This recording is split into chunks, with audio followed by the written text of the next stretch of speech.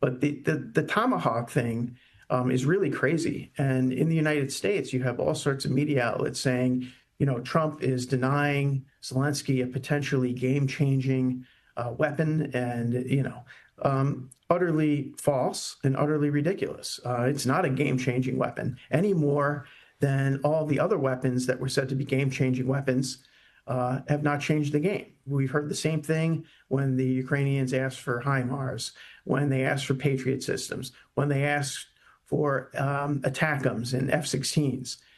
They haven't changed the game. And basically, the war is lost.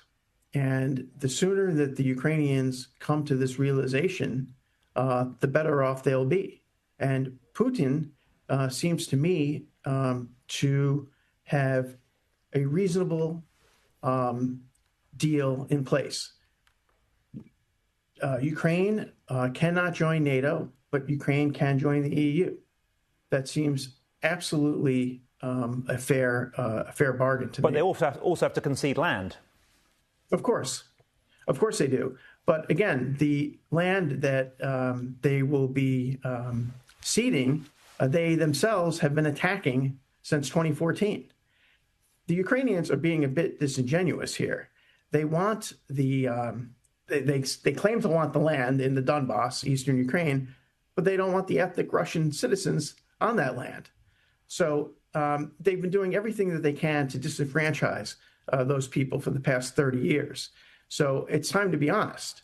Putin, in a way, is giving the Ukrainians what they want, which is a Ukraine for ethnic Ukrainians.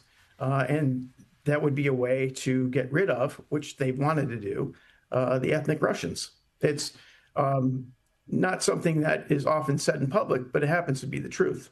And James, when you say the war is lost, what about reports that Russia's on the brink, that any further pressure that can be applied to them will lead to them running out of money? They can't continue this incredibly vicious assault that seems to have escalated in recent months on Ukraine indefinitely. In fact, the opposite is true.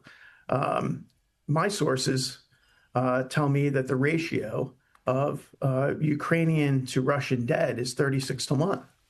So it's the Ukrainians who are approaching 1 million or so casualties.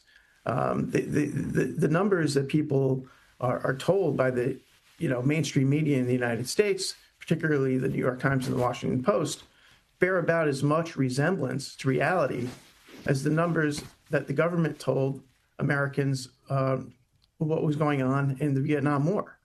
So the war of attrition that Russia did begin in 2022 it has been largely successful. And it seems to me that it's Ukraine that's on the brink of disaster, not Russia. Okay, fascinating stuff. James Carden, we really appreciate your time on the show this morning. James is a former US State Department advisor on Russia policy. Thank you.